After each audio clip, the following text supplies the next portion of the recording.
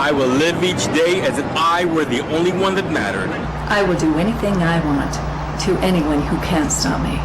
I will regard each tragedy that befalls my fellow man as an opportunity for personal profit. I will exploit the weaker and less fortunate. I will remember that war is good for business. And nice guys finish last.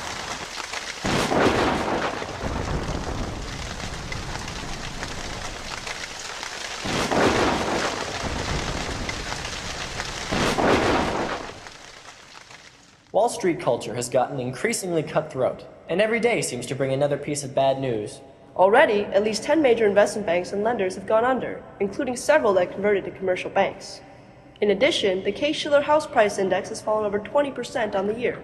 And of course, global stock markets have lost almost half their value since the troubles began last summer. But where exactly did things go wrong? Economists seem to agree that the recent fallout is the result of a subprime mortgage bubble, probably because of easy access to credit when interest rates hit rock bottom in 2003. I made a mistake in presuming that the... Until very recently, macroeconomic theory has been unable to account for the periodic development of speculative bubbles and the busts that inevitably follow. I'm Dakota Ryan. And I'm Anna Min. The purpose of our video is to discuss the role of speculation and leverage in fueling economic bubbles.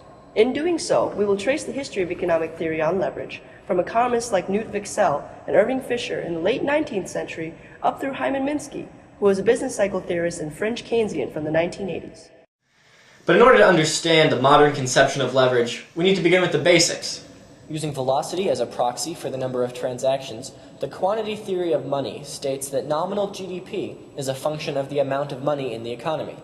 This discovery was first made by Copernicus, David Hume, and John Stuart Mill, who observed price increases after the import of gold and silver from the New World. A portion of these precious metals were coined, creating a sudden increase in the country's nominal wealth. But when world economies transitioned from a 100% reserve ratio, the dollar had to be backed by an equivalent amount of gold or silver, to a fractional one, our modern concept of leverage was born. If the central bank prints $1,000 of currency, for instance, and requires that banks keep only 10% on reserve, the quantity of credit available will diverge from the quantity of actual money. Because the banking sphere is a closed system, any money on deposit at Bank C must come from a loan made by Bank B, which came from another loan made by Bank A. Mathematically, we can see that $1,000 of currency can produce 9/10 of $1,000 plus another 9/10 of $900 plus 9/10 of another $810, etc. Ultimately, since each bank is both a creditor and a debtor, it relies on the fact that not every depositor will withdraw their funds at the same time, which would make the bank insolvent.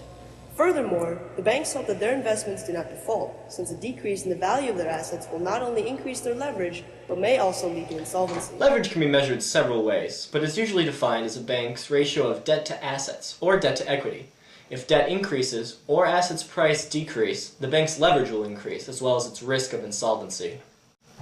But while highly regulated commercial banks generally cannot leverage more than 10 times their net worth, investment banks were attracted by the high margins and supposedly low default risk of mortgage-backed securities and other derivatives during the housing boom.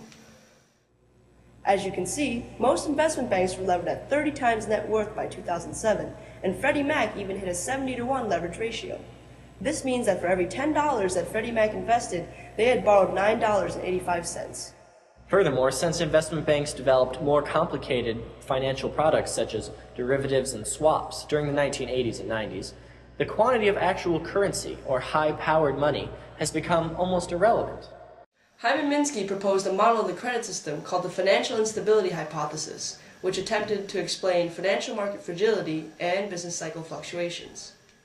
In 1974, he wrote that a fundamental characteristic of our economy is that the financial system swings between robustness and fragility, and that these swings are an integral part of the process that generates business cycles. In prosperous times, when corporate cash flow rises beyond what is needed to pay off debt, a speculative euphoria develops, and soon thereafter debts start to exceed what borrowers can pay off from their incoming revenues. Minsky's theories about debt accumulation have been getting a lot more attention recently, as Washington and the media have blamed highly leveraged investment banks for fueling the subprime bubble. The three types of borrowers that Minsky identified as contributing to the accumulation of insolvent debt are all involved in this case: hedge borrowers, speculative borrowers, and Ponzi borrowers.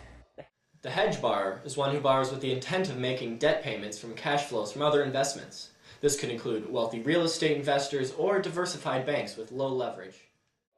The speculative borrower, on the other hand, borrows based on the belief that he or she can service interest on the loan, but continuously rolls over the principal into new investments.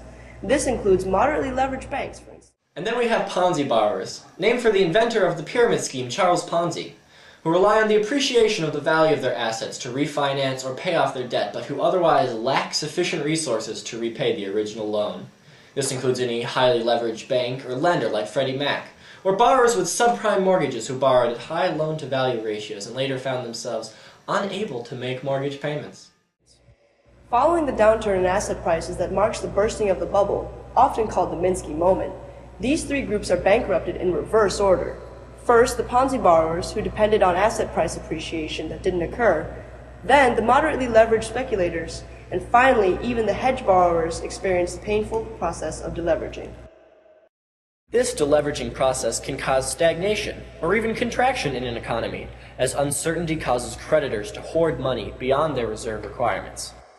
As you can see, this process of hoarding decreases the effect of the money multiplier. Each major recession in the past 50 years has been marked by rapid deleveraging and a shrinking ratio of M2 to M1, which is a proxy for the availability of credit in our economy. It looks like this recession won't be any different, as the most highly leveraged institutions have already gone bankrupt, and other banks continue to restrict credit out of fears of insolvency and default. As more firms are forced to sell their assets, prices fall even further, exacerbating the crisis. Unfortunately, the problem is not just contained in the financial sector. Consumers as well as bankers have been leading highly leveraged lifestyles during the credit boom in the past 10 years. The average American family now has about $8,000 of credit card debt, which is the result of consumption smoothing during a period with relatively low unemployment, interest rates, as well as rising asset prices. Hence, while mortgage-backed securities may be the buzzword for the moment, there is a risk that second-round effects will extend the recession, just as investment demand picks up again. Obviously, it's hard to find a solution to this problem, but two things are clear. First of all, the financial deregulation of the 1980s and the highly leveraged lifestyle that Reagan's twin deficits encouraged may have been misguided. What is needed is more oversight and regulation, not only of investment banks, but also of bond rating agencies and insurers. Second, the common conception that Washington is always one step behind Wall Street seems applicable here, especially as increasingly complex financial products like collateralized debt obligations have been engineered over the past 20 years. Investment banks have gotten better and better at creating money out of nothing. In some respects, this is similar to the situation a century ago, where regional banks had the power to print money, and thereby created nominal wealth often out of nothing. Just as economists are familiar with the concept of money illusion, in the future it may be necessary to discuss leverage illusion, a technique used by financial institutions to increase profits by purchasing assets at high levels of debt. And while better regulation should be implemented across the board, the Federal Reserve and the Treasury should consider leverage limits on investment banks as well as bank holding companies.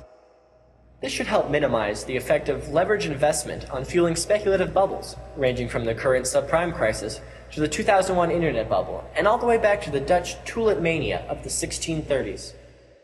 And if nothing else, history has left us with a clear message. What goes up must come down.